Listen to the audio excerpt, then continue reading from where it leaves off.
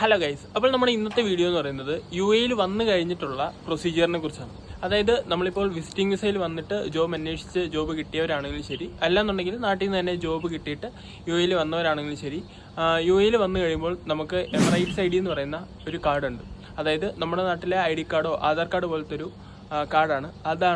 അതാണ് നമ്മുടെ ഇവിടുത്തെ ഐഡന്റിറ്റി. അതായത് ആ കാർഡിന് ഏകദേശം 2 വർഷത്തെ വാലിഡിറ്റി ആയിരിക്കും ഉണ്ടായിരിക്കുന്നത്. അപ്പോൾ ആ കാർഡ് നമ്മൾ ഇവിടെ വന്നു കഴിയുമ്പോൾ മസ്റ്റായിട്ട് എടുക്കണം. ആ കാർഡ് ഉണ്ടെങ്കിൽ മാത്രമേ നമുക്ക് ബാങ്ക് അക്കൗണ്ടോ എന്തിനും ഒരു സിം കാർഡ് പോലും എടുക്കണമെന്നുണ്ടെങ്കിൽ നമുക്ക് ആ കാർഡ് വേണം.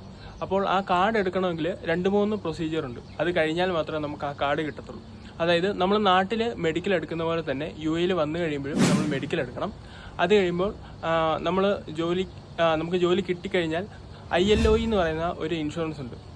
അപ്പോൾ ആ ഇൻഷുറൻസ് എടുക്കണം. അതുപോലെ തന്നെ ഇവിടെ ഒരു ബയോമെട്രിക്കും കൂടെ ഉണ്ട്. ആ ബയോമെട്രിക്കും കൂടെ കംപ്ലീറ്റ് ചെയ്ത് കഴിഞ്ഞാൽ മാത്രമേ നമുക്ക് ഈ എമിറേറ്റ്സ് ID കിട്ടത്തുള്ളൂ.